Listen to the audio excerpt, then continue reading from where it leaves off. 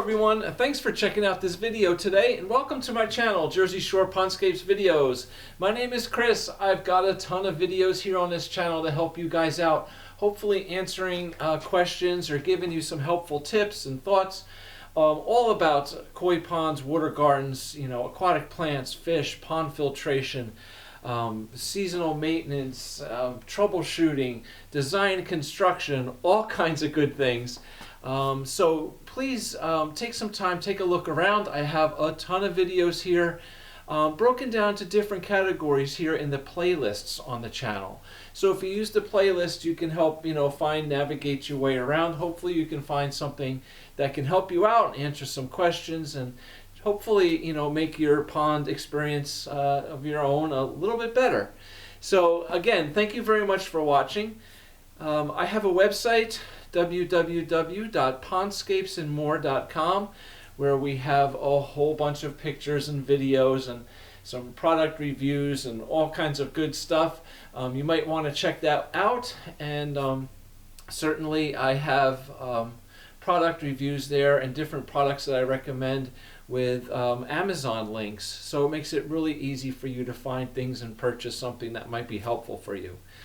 Also, one last thing.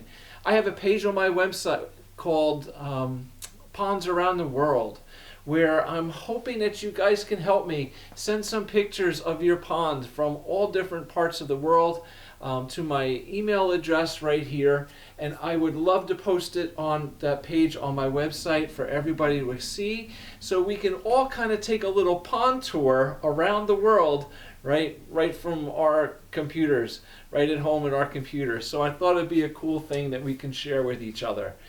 So please, I'd really appreciate your participation in that, and send me a picture. All right, so today's video, we are talking basically about some helpful tips and some ideas about building a small pond. All right, something small, 150, 200, 250 gallons, something, 4 by 5, 5 by 6, just a small little pond. I wanted to talk about this because there's some things that I think you should know, and I want to try to help you as far as how to filter it and set it up. So I'm going to tell you all about what works for me, some things I've done in the past that I've been successful with. And yeah, hopefully it can help you guys out. So basically, the first thing I want to stress to you is that if you are looking to build a small pond, I'm kind of hoping that your reasoning is not that you just want to build something small to try it. The first time you're building a pond, I just want to build a small one and see how it goes. See, learn about it, right? While I get that, it might not be the best decision for you. And the reason being I say that is simply because a lot of times a small pond is limiting us in what we can actually put in it. Right? How many fish? What kind of fish? Right? We're not going to put big koi in a little pond. All right? It's not going to be a great environment for them. We can throw a couple little fish, little goldfish, little shabunkins, some couple fantails or something is fine. And plants, we're going to be limited in how many plants we can put in there because it's small. But I think the main thing too that I wanted to talk to you about is the filtration systems. Okay, filtration systems for a small little pond are typically kind of cheesy. Okay, you start to fall back into the realm of little garden center, pump filter things, kind of small, cheesy, not the best way to go. However, there are some good options, so I want to talk about that here today in this video. But like I said, I just wanted to start off with the point that, if you're looking to build a pond, the idea of building something small to get started might not be the best thing. Now, another reason for that is simply because Most people that I talk to who have little ponds, the first thing I hear from them is, I wish I made it bigger. Okay? So, unfortunately, whatever you buy for your little pond, as far as, the liner, you're going to buy rocks, you're going to buy a pump and filter system, whatever for it. If you end up in a year or two wanting to make it bigger, most of all that stuff, with the exception of the rock that you can probably reuse, but your liner, your pumps, your filters, UV light, whatever, everything you buy for it, you're probably going to be thrown in the trash. Because for a pond bigger, it's not going to be enough, right? You're going to need a new liner. You're going to need a bigger pump. You're going to need a bigger filter. You're going to be building a larger pond, okay? So to me, all that stuff that you just spent all that money on and invested in is going to be thrown out in the garbage, all right? So it's kind of a waste of money to just do something small first. I think it's a much better idea to save your pennies, wait till your budget can afford to do something a little more substantial, and then you'll be much better off. Now, the size pond that I recommend starting off with is something in the neighborhood of 8 by 10, 10 by 12, 10 by 14, something in that ballpark. And it's simply because that size pond is a really nice size to allow for a nice number of fish, maybe some koi, and a nice amount of variety of water plants. Okay, in a small pond, you're going to have just a couple fish and maybe just a couple plants, and in time those plants and those fish are going to grow. All right, in a pond, 8 by 10, 10 by 14, something in that ballpark, well, that's a nice size to accommodate a nice number of fish, allow those fish to grow, and a nice variety and number of plants that also can grow and have room.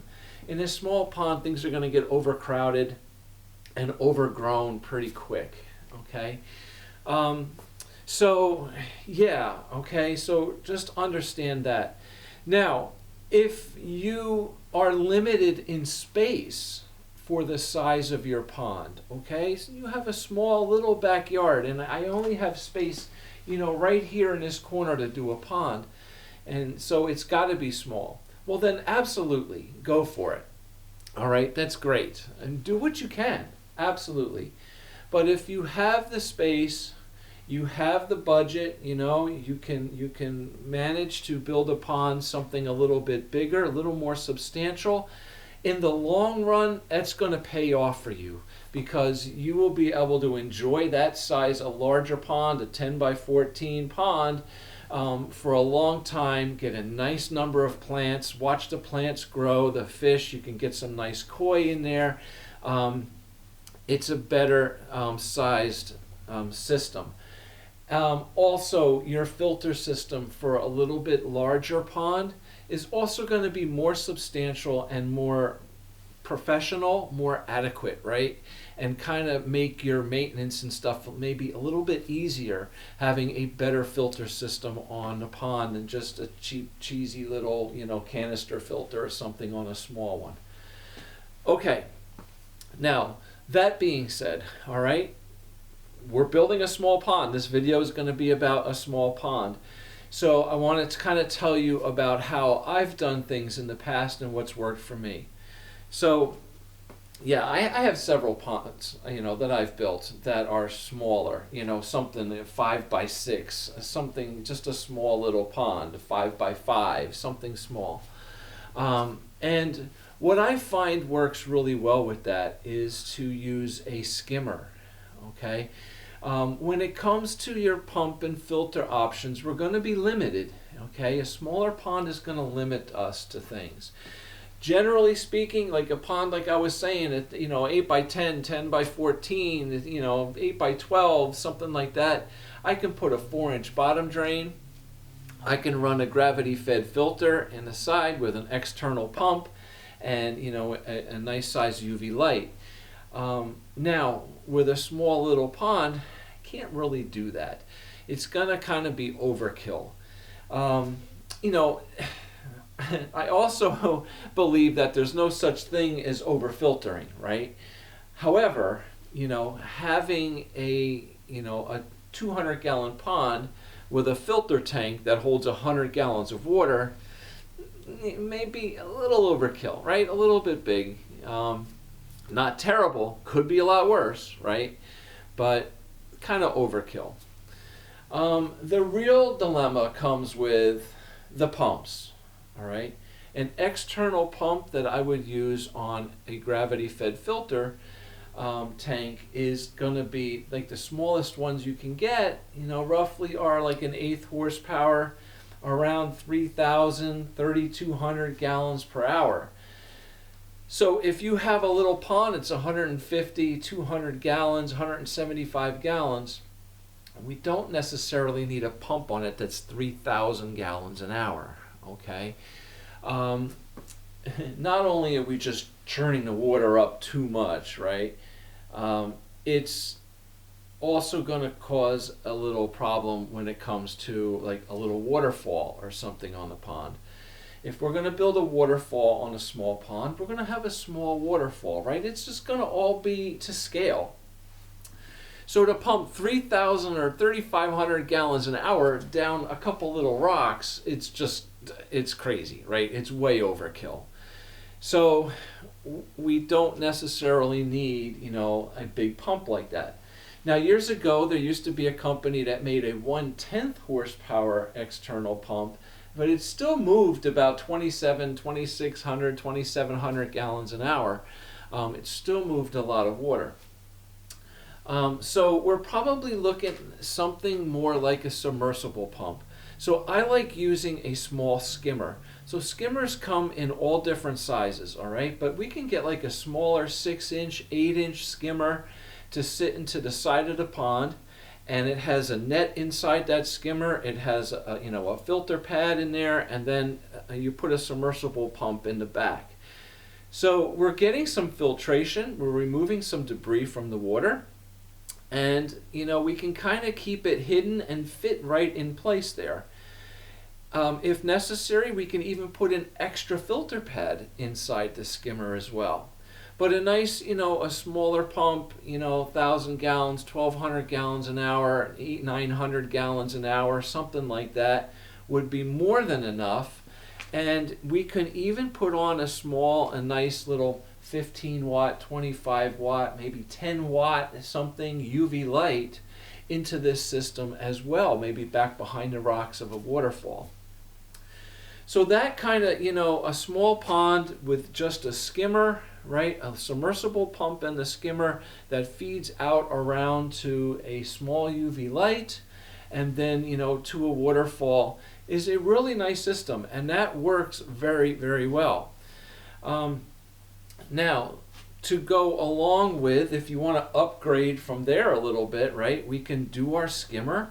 We can put a small submersible pump in the skimmer out through a UV light, and then we can even use what I call these little waterfall filter boxes.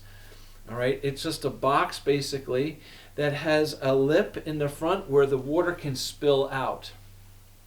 So they can be built right into the rocks of a waterfall so that the water pumps from your skimmer into the bottom of the tank, flows up through all the filter pads and stuff in the tank, and then overflows over a little spillway lip, and then down your rocks and back to your waterfall. That's a great addition. They're really nice, they're popular, and just like the skimmers, they come in all different sizes. So you can match up a nice skimmer with a pump, right, into a small little waterfall filter box, and that's an awesome, awesome system. From there, our other options too is we can use a small bead filter, a pressurized, bead filter or pressurized filter. However, with that, we're looking at a submersible pump probably in the pond, okay, in the bottom of the pond. It works. I'm not a fan. All right, I'm not a big fan of that. One, I know the debris settles down to the bottom of the pond. The pump is going to suck that debris up. The pumps have a tendency to clog, okay, to get clogged up. The pumps clog, they stop running, all right. But I also just don't like the fact of seeing it down there and having a hose, a tube, or pipes coming out of the side of the pond. I don't want to see all that stuff, right? However, you have to make it visible, accessible. It has to be accessible because you're going to have to pull that pump out periodically to clean it. So whether we have a union here on our pipes that we can disconnect and take our pump out to clean it, or maybe the hose is long enough that we can reach down and pull the hose up and pull the pump up on the side of the pond, different things like that. But a little pressurized bead filter, a small one, a canister filter, something like that is also an option. Now I do have another video here on this channel all about the filters for a smaller pond, so you might want to check that out. I have this video right up here. You can check that out a little bit more, but basically, having a small pond is perfectly fine. If that's the space, if you have a small space to fit it in and that's all that you can do, go for it. Really, it's you'll enjoy it just as much. But being able to go a little bit bigger, just a little bit bigger, gives us such a more variety of plants and fish and filter systems and stuff that we can choose from. And it's really not harder to maintain a larger pond than a smaller pond. Okay, the same thing is going to go into it. So instead of the filter box being this big, it's this big. Okay, I mean, not a big deal, not a big huge difference. So in a smaller pond, if we are using a skimmer, and there, maybe some debris that sets to the bottom, it is pretty easy just to go out there with a nice little net and scoop the garbage out of the bottom of the pond and keep the pond clean. If you need to drain it and clean it, each year or something in the spring or something, it's not a major issue. It's easy to do. Even in a little larger pond, it's not hard to do. I hope to be doing a video here in the near future about draining and cleaning ponds, so we'll get into all that stuff later as well. But I just basically wanted to give you some tips, when it comes to building in these small ponds. Go as big as you can. All right, I'm not saying you got to build a giant pond, but make it as big as you can so it gives more room for the life, the fish, the frogs, the plants, and everything you want to put in it. A little more room to grow and exist, and not overcrowd each other. And always try to still leave a couple different levels in your pond. Leave a shelf around a certain part, if not the whole pond. Sometimes it's a small pond, we'll only put a shelf on a certain side, or a little shelf on this side and a little shelf on that side.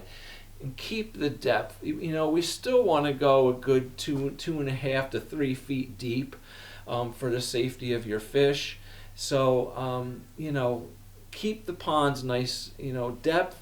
But provide a shelf or two here and there for a plant or two or something, and make it look nice.